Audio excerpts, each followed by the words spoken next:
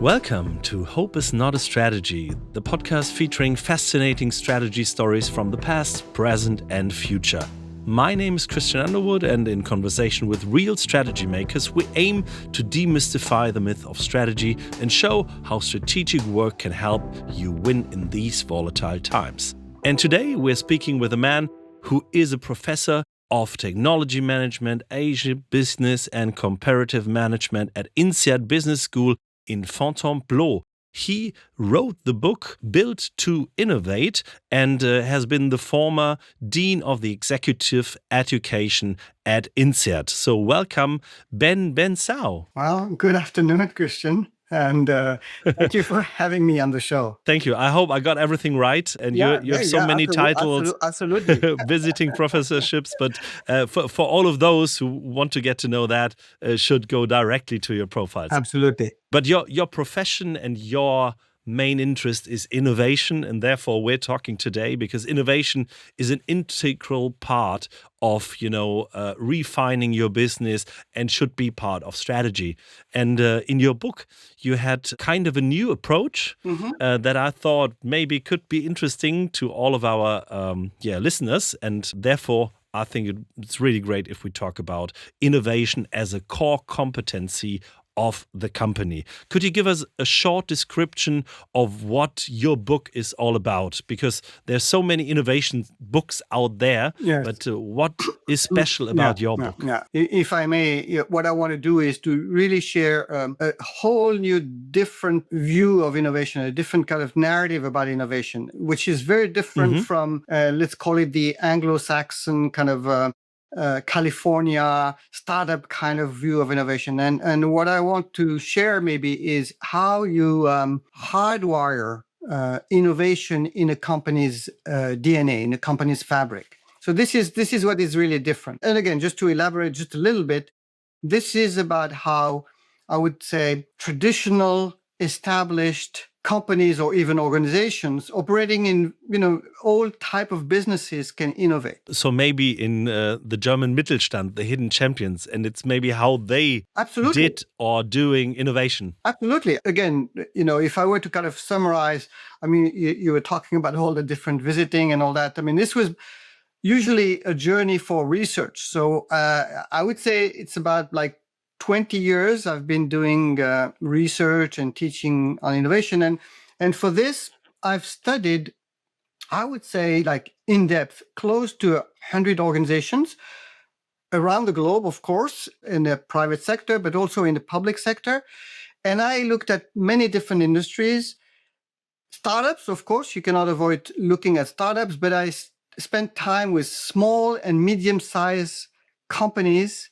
And of course, I went to Japan and Korea and other places where they have like these large industrial conglomerates. So this is really for, the companies that you're referring to, established, very often like smaller family-owned businesses. They have these innovating capabilities lying around the organization. And this is more about how do you tap into and leverage this capability from everyone in the organization. Yeah, absolutely. And what I was really, really keen of or interested in, because when you're saying what is the Anglo-Saxon, Anglo-American idea of innovation, it's about disruption, about the great big ideas that turn around the world. Yes. And in your approach, it's more about the small little ideas that change in the end multiplied so many different things. It's about the little ideas. It's about the little processes, the habits. So I don't know, maybe I don't know if you would like me to do this, but just to answer the conversation. Please go on. Yeah, I could just kind of give you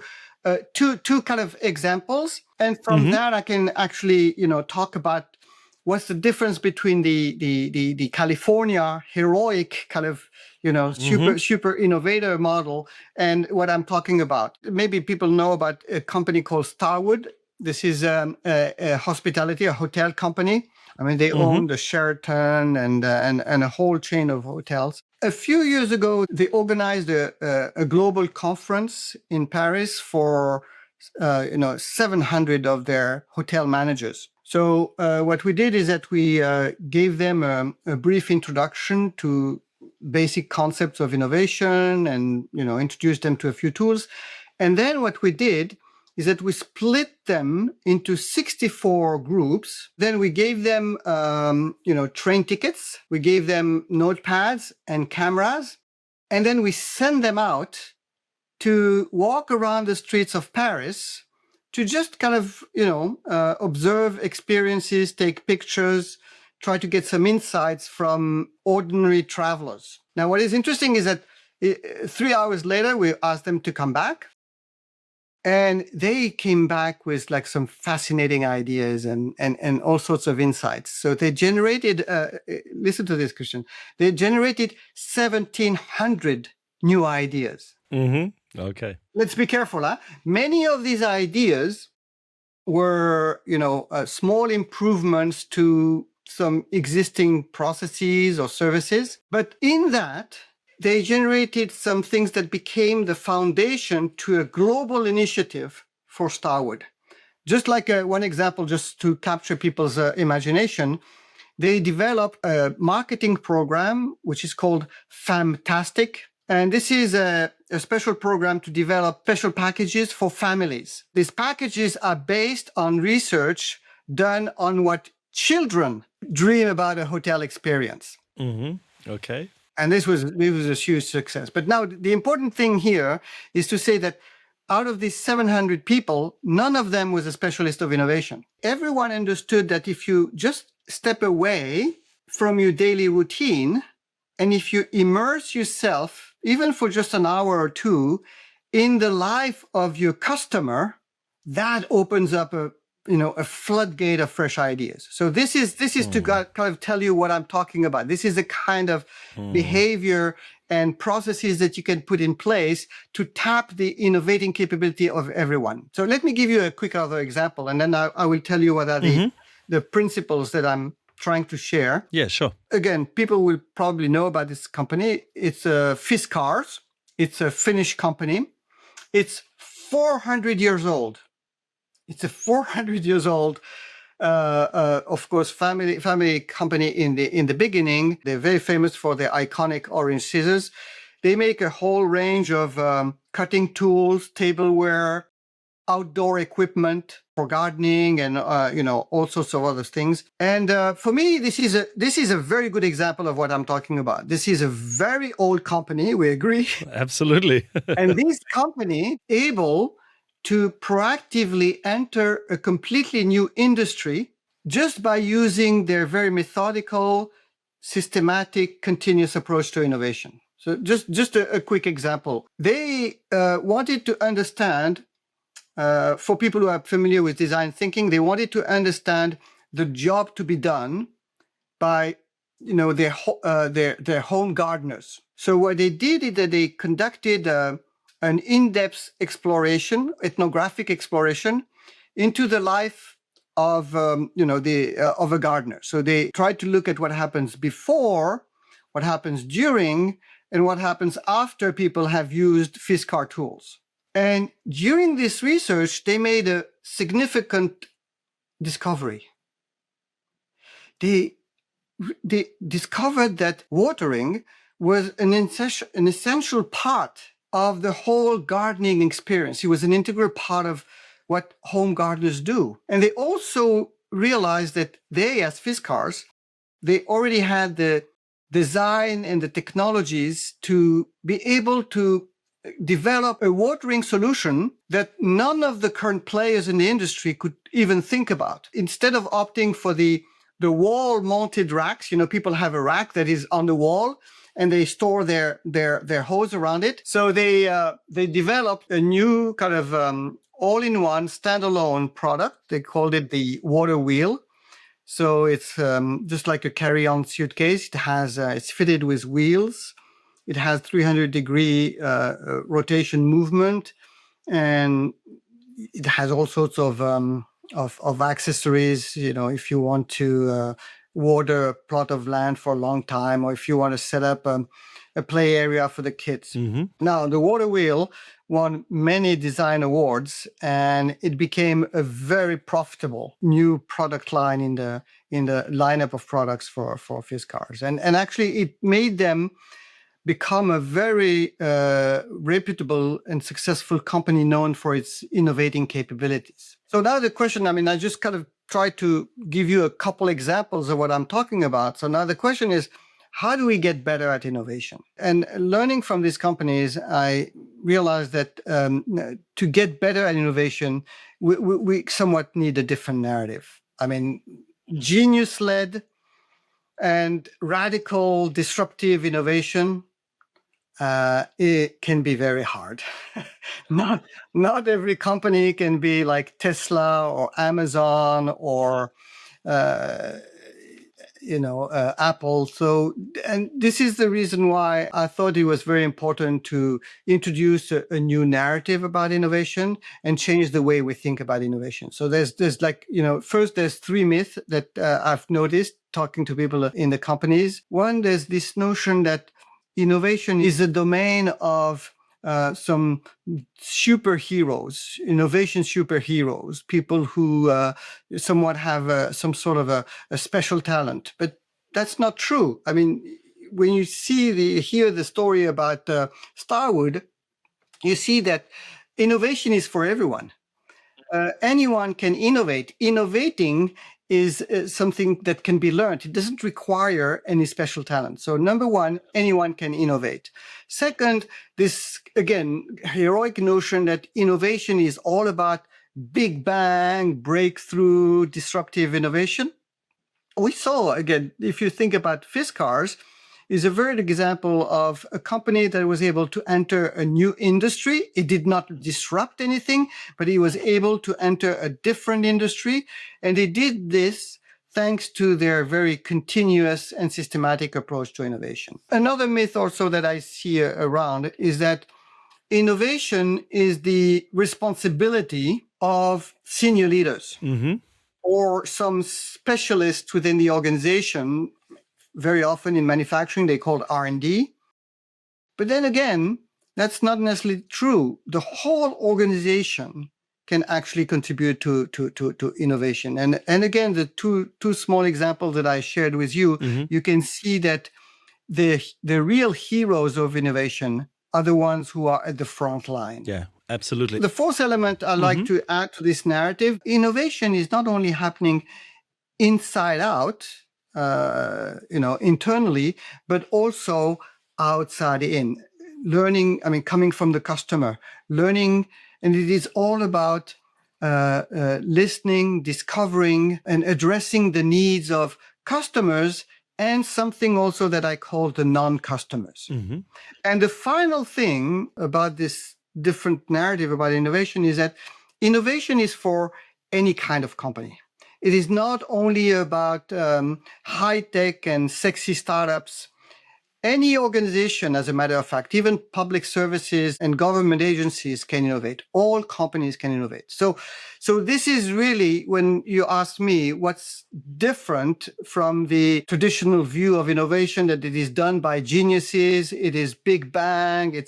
So this is a much more focused on everybody in the organization contributing to the innovation. And you can enter new markets, because sometimes, especially when I go to Japan, people start to ask me, but is this different from incremental improvement? Well, you see, historically, we've been caught, I would say, between these two polar views of innovation. Sure. So you had the Japanese who had invented incremental improvement. So really like, a small step at a time. With Toyota, for example. Yeah. Yes, but it was improvement to something that already existed. And then you had the other extreme, the disruption, you create a completely new industry. Yes. And we didn't have anything in between. But you could see the story of Fiskars. They are not improving. They're entering a new market. They're entering a new industry. And they've done it using a process. So trust the process. That's the first message. And a second one, which I really liked, and especially when, we're working a lot with medium-sized companies, especially in Germany, Switzerland, and Austria. And I think they lost their confidence, their self-confidence that they can really do innovation and not just doing the old boring stuff. So, and therefore, I really like your approach in giving back them their self-confidence that they are all doing innovation. And also it's my kind of an idea that it's creativity and creative problem solving is part of the human DNA. Absolutely. I think this is something very fundamental that you say, Christian. I don't know if this will capture people's imagination, but my view is that people go to work, they accomplish the task that they are asked for. And usually this is what I call execution. They're executing their job very well. Yes. And they're trained, they have the tools and everything. But there's a big part of their brain, like you call it the creative. The creative brain, it's almost as if when they walk into the office or in the shop floor, they turn it off. Yes. And they start to execute. And in fact, there's this huge capability in every employee. We know people are creative. I mean, I don't want to kind of, talk about, how children are creative, right?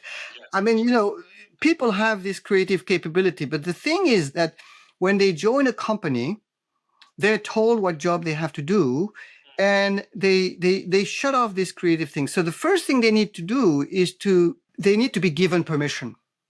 Because it is there. I mean, people who are doing their job, they're facing, especially people who face a customer.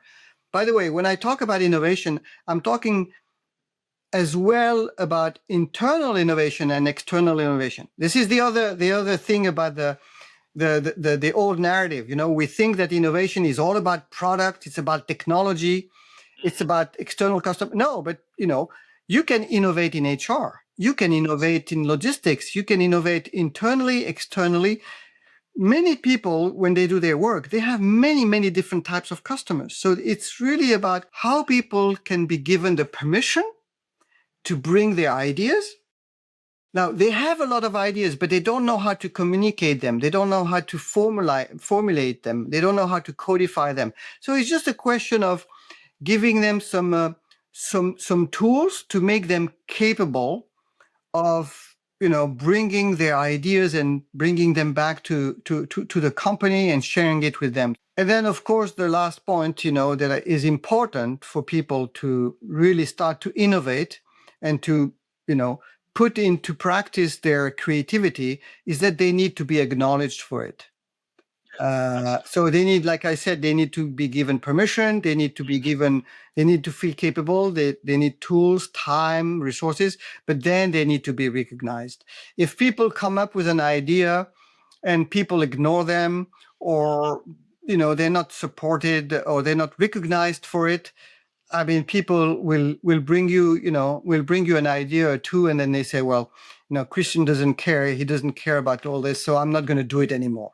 So this is really what I found fascinating about these companies, is that you had all of this small, and anyway, I say small, but, innovation is one thing where an idea, you'll never know if it's going to be small or big until you implement it. So you have all of these ideas lying around the company that stays in the mind of the people, and you're not leveraging it, you're not tapping it. And so this is what I'm talking about.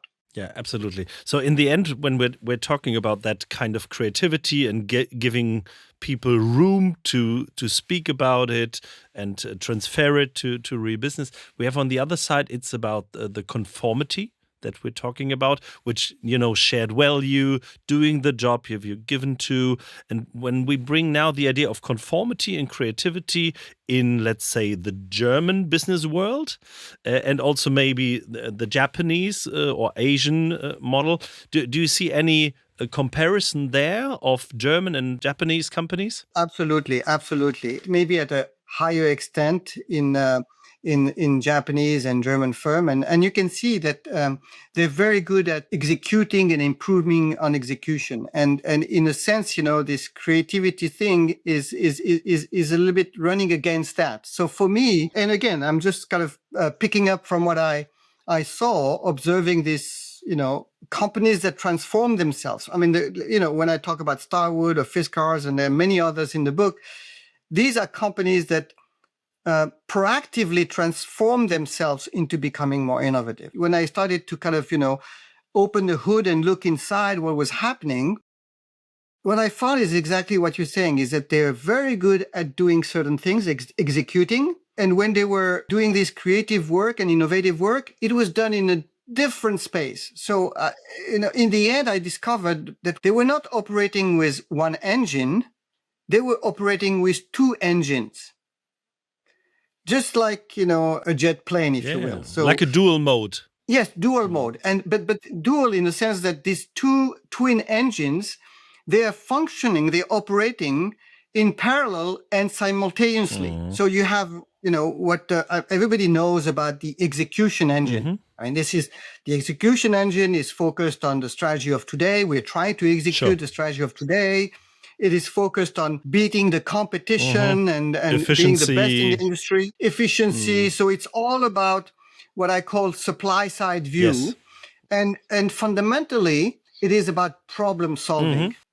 Then what I saw these companies is that they would proactively create, however small it is, it doesn't have to be a big thing, but they would create, and I can describe how they did this. They would create this separate space, which, I gave it a name, Innovating engine. So they have this innovating space, which is very concrete. This is dedicated. This is fully legitimized, protected space. And now the Innovating engine, the focus is on building the strategy of tomorrow. This is about developing and testing the ideas for the products and processes and services of the future. And now when you compare with the execution engine, the focus is not on beating the competition. In fact, when you are trying to innovate, you know what? The competition is irrelevant. Don't worry about the competition. Don't look what the competition is doing. You have to focus on the customer and the non-customer. And people make a mistake. They think that innovation is about problem solving. It's not about execution is about problem solving. Innovating, as I call it, it's about problem finding. It's about being focused on the customer and the non-customer and try to generate as many new problems that you can about the customer. So you can see these two engines are functioning simultaneously. And this means that every employee in the company, they have to be given permission and they are supported, they are encouraged to spend some time in some form, some time doing some innovating activity. You remember Starwood? They would go for an hour. Go for an hour every 2-3 months and just sit there and look at the customer. What is the customer doing? What is happening? Maybe every 2 months we could have like a little brainstorming. So everybody at their scale. And I'm saying everybody, I mean, from the top to the bottom, people should be engaged in some form of, I call it innovating activity. And maybe this is where, if it's okay, I can make this distinction between innovating and innovation. Yeah, absolutely. I really love your saying, stop innovation, start innovating. So that's a really good one. So I think this is important because I'm being very careful in my language. I'm saying people should get involved in innovating activities. The story goes like this. I mean, I've been teaching innovation for many, many years. As many of these things, it happened by accident. I noticed that when I use the word innovation, I realized that the word innovation as a noun, I mean, in German, you have nouns, right? Yes. As a noun, it is very intimidating. And it tends to trigger anxiety and stress for people, especially people who are at the front line. Sure. They think, oh, I'm not very creative, and then to tell you the truth, when people come to a training, innovation training, very quickly I realized that they sitting there and they assume in their head that their boss expects them now to come up with the next breakthrough product or to go back to the company and to be able to uncover a new market space. And I can feel it, I can feel the tension, the pressure in the room. And I feel like they hate this. They hate Absolutely. this. Yeah. So the day I discovered this, then this kind of behavior, I decided not to use the word innovation anymore. Instead, I refer to innovating. Now, this is the verb form. Sure. I think you have the verb form in German, sure. right? Or I use the word to innovate. We're not here to learn about innovation. We are here to learn about how to innovate.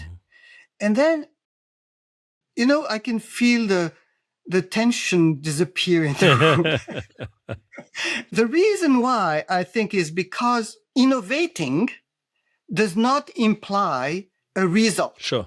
It's the process. Yes, absolutely. People imagine when I say innovating, it refers to a process, to behaviors, attitudes, and these are things that can be taught.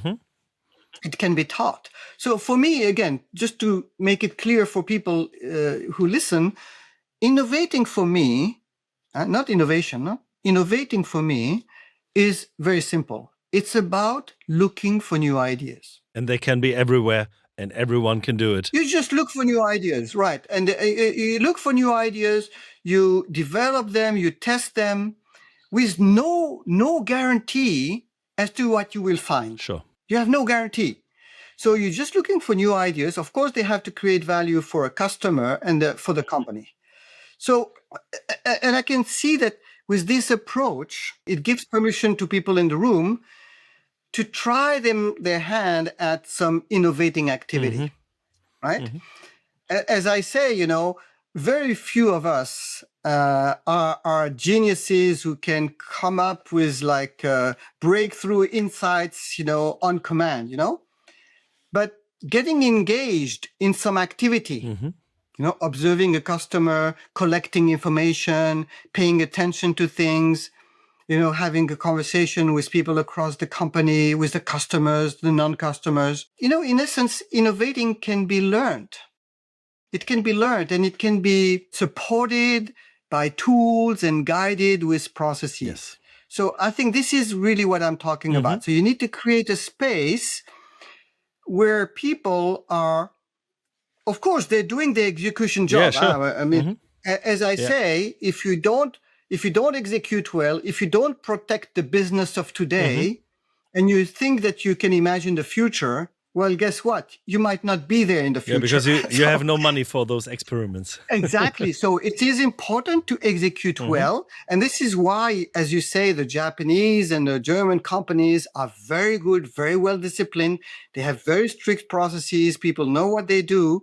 But then you have to create this little space that is totally protected, fully legitimized, where people are encouraged to, the importance is that it's regularity. It's not that they have to spend a lot of time.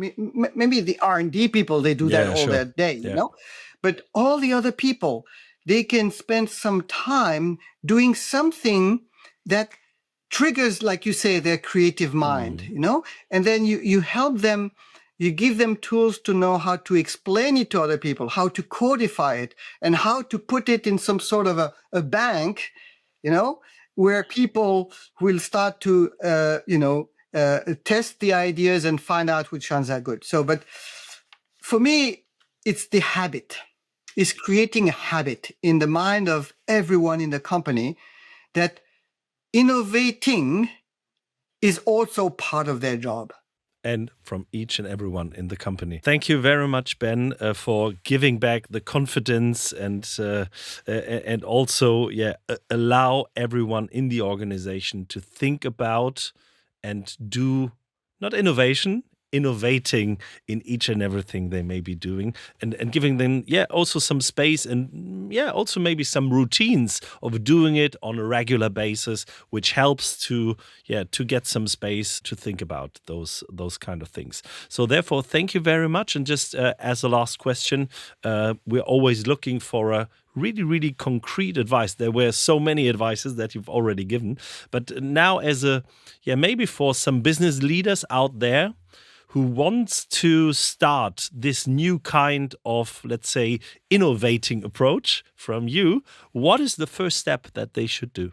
I mean, for me, it's really in one word, is to give permission. Okay. To give permission and encourage people and protect them. Mm-hmm. I think it's very important is to protect them.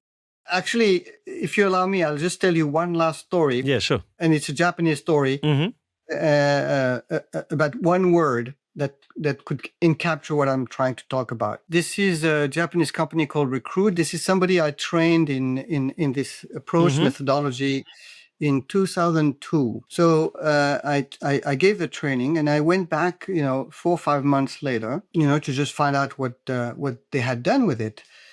And then when I was starting to interview people, they kind of said, "Oh, wow, the manager, after your training, he started to behave in a strange way." And I said, "What do you mean in a strange way?" He said, "Oh, he keeps saying thank you."